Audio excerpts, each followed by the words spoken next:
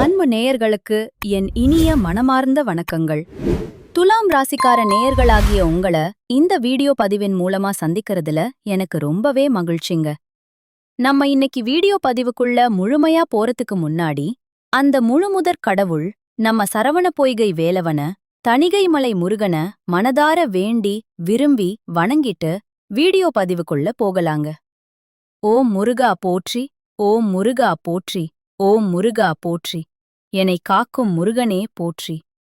மனசுல தைரியமா இருங்க, நிச்சயமா சொல்றேங்க, நல்லதே நடக்கும், நல்லது மட்டும்தான் நடக்கும். பொதுவாவே நம்ம துலாம் ராசிக்காரங்க அப்படின்னு எடுத்துக்கிட்டாலே அவங்க எப்போவும் ஒரு அழகான கற்பனை உலகத்துல வாழக்கூடியவங்களா இருப்பாங்க. இவங்க எந்த ஒரு செயலை செஞ்சாலும் சரிங்க, இல்ல ஒரு சொல்லை போய் ஒருத்தர்கிட்ட சொன்னாலும் சரி, இந்த செயலை செய்யலாமா, இந்த சொல்லை சொல்லலாமா, இதனால நம்மளுக்கு ஏதாவது பின்விளைவுகள் வருமா, நம்மள சுத்தி இருக்கிறவங்களுக்கு இதனால ஏதாவது மனக்கஷ்டம் வருமா அப்படின்னு பலமுறை தீர ஆலோசனை பண்ணித்தாங்க இவங்க எதையுமே செயல்படுத்துவாங்க. உண்மைக்கப்புறம் வேற எதுவுமே இல்லேன்னு நினைக்கிறவங்க இவங்க. உண்மைக்கு புறம்பா எந்த காலத்திலையும் எந்த ஒரு காரியத்தையும் இவங்க செய்யவே மாட்டாங்க. முக்கியமா இவங்க நட்புக்கு தான் முதல் மரியாதை தருவாங்க. நட்புக்கு ரொம்ப முக்கியத்துவம் கொடுக்கறவங்க இவங்க. அதே நேரத்துல ஒரு நண்பனுக்காக தன்னோட உயிரை கொடுக்க கூட இவங்க தயங்கவே மாட்டாங்க. இவ்வளவு அருமையான மேன்மையான நற்குணங்களைக் கொண்ட துலாம் ராசி அன்பர்களே, எல்லாரும் எப்படிங்க இருக்கீங்க? நலமா இருக்கீங்களா?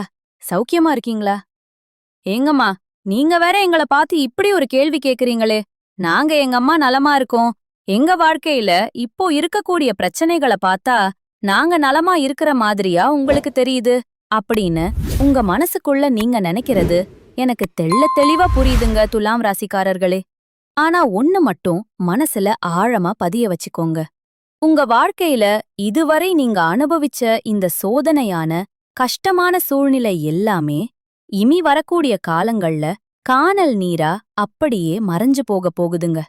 உங்களுடைய நீண்ட கால ஆசைகள், நிறைவேறாத கனவுகள் எல்லாமே இந்த 2026இல் ஒவ்வொன்னா நிறைவேறப் போகுது. திருமணமாகாதவங்களுக்கு இருந்த அந்த திருமண தடைகள் எல்லாம் இப்போ நீங்கி நல்லபடியா சுபகாரியம் நடக்கப் போகுதுங்க. மழலை செல்வம் இல்லையேன்னு ஏங்குற தம்பதிகளுக்கு குழந்தை பாக்கியம் கிடைக்கப் போகுது. குறிப்பா பூர்வீக சொத்து ரீதியா உங்களுக்கு இதுவரை இருந்த அத்தனை இழுபடிகளுக்கும் கோர்ட் கேஸ் பிரச்சனைகளுக்கும் ஒரு சுமூகமான தீர்வு கிடைக்கப் போகுது. உங்களுக்கு நியாயமா வரவேண்டிய அந்த பூர்வீக சொத்து தானாவே உங்க கைக்கு வந்து சேரப்போகுதுங்க.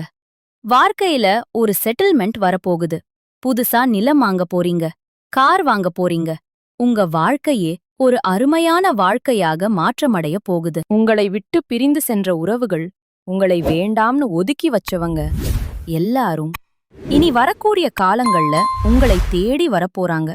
உங்க வாழ்க்கையில இருந்த அனைத்து பிரச்சனைகளுக்கும் தீர்வு கிடைக்கக்கூடிய ஒரு பொற்கால மாதமாக இந்த மாசம் உங்களுக்கு அமைஞ்சிருக்குதுங்க.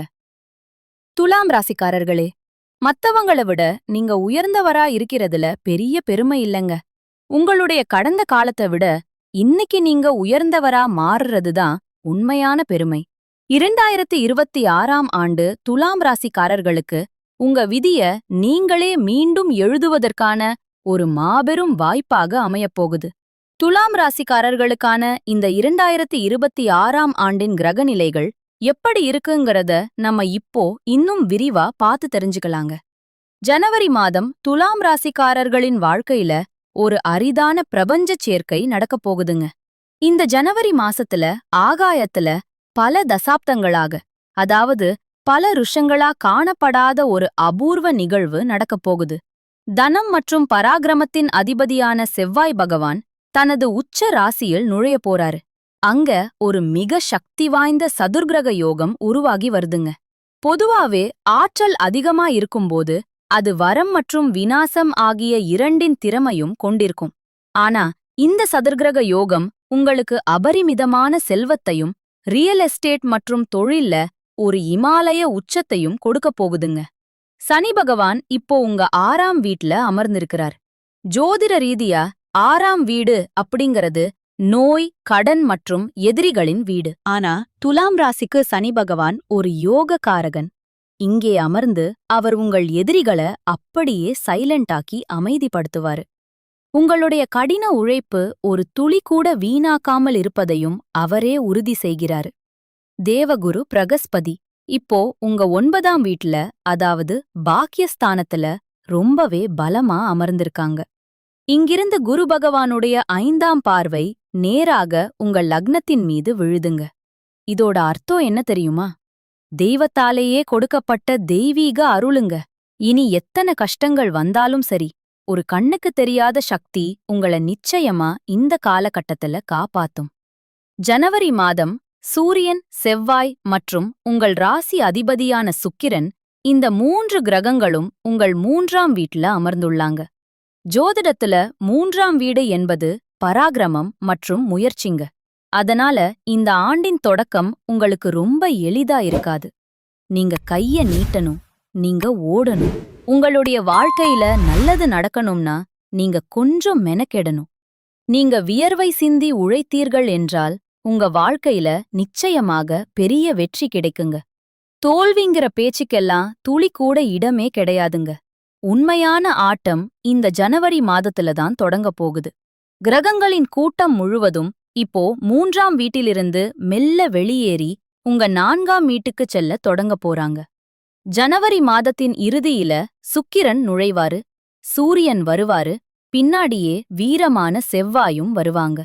இந்த 4ஆம் வீடுங்கிறது சுகம், சொத்து, வாகனம் மற்றும் மன அமைதியை குறிக்குதுங்க. உங்களுடைய வாழ்க்கையில இனி எல்லாமே சுபமாதான் நடக்கும். செவ்வாய் பகவான் இப்போ உங்க ராசியில உச்சம் பெற போறாருங்க. இந்த ஜனவரி மாசத்தோட தொடக்கத்துல உங்க கேந்திரஸ்தானங்கள் காலியாக இருக்கும். உங்க ராசி அதிபதி சுக்கிரன் 3ஆம் வீட்ல இருக்கிறாரு.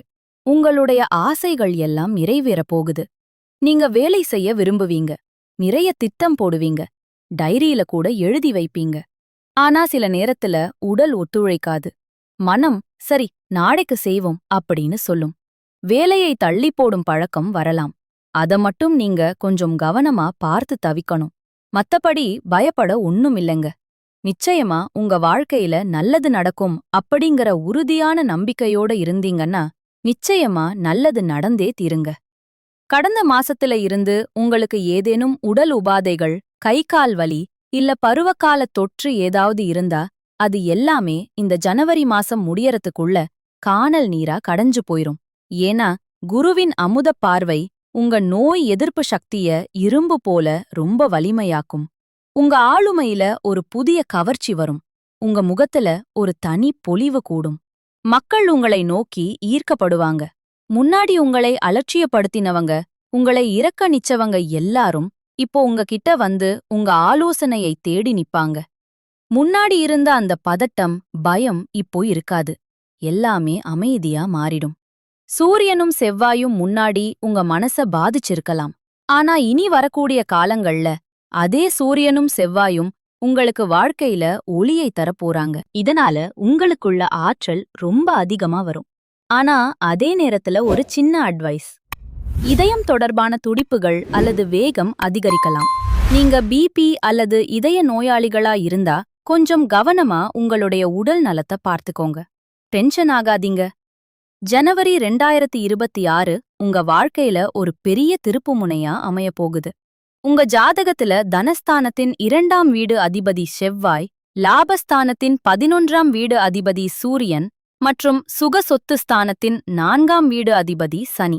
இப்போ என்ன நடக்குதுன்னா, தனத்தின் அதிபதியும் லாபத்தின் அதிபதியும் ஒன்னா சேர்ந்து அப்படியே சொத்து வீட்ல போய் அமர்கிறாங்க. எல்லாவற்றிற்கும் மேலாக செவ்வாய் பகவான் அங்க உச்சம் பெற போறாரு. செவ்வாய் உச்சம் பெறுவது எதை காட்டுதுன்னா, பணப்புழக்கம் திடீரென அபரிமிதமா அதிகரிக்கும்ங்கறத உறுதி செய்துங்க. இது ஏதேனும் ஒரு பெரிய பிசினஸ் ஒப்பந்தமா இருக்கலாம். இல்ல ரொம்ப நாளா வராமல் தடைப்பட்டிருந்த ஒரு பெரிய தொகையா இருக்கலாம். இல்ல ஏதேனும் ஒரு சொத்து விற்பனை மூலமா கிடைக்கிற லாபமா இருக்கலாம். செவ்வாய் என்பவரே பூமிகாரகன். அவர் உச்சம் பெற்று சொத்து வீட்ல அமரும்போது ரியல் எஸ்டேட் மற்றும் கட்டுமான துறையில இருக்கிறவங்களுக்கு அதிர்ஷ்டம் அப்படியே கொட்டும். கடந்த பல வருஷங்களா நீங்க சொந்த வீடு வாங்கணும்னு கனவு கண்டு கொண்டிருந்தாலோ அல்லது நிலம் வாங்க நினைத்து அது நடக்காமல் தள்ளி போய்கிட்டே இருந்தாலோ இந்த ஜனவரி மாசம் முடியறதுக்குள்ள நீங்க அந்த சொத்துக்கான அனைத்து பத்திரங்களையும் ஆவணங்களையும் தயாரா உங்க கையில வச்சுக்குவீங்க.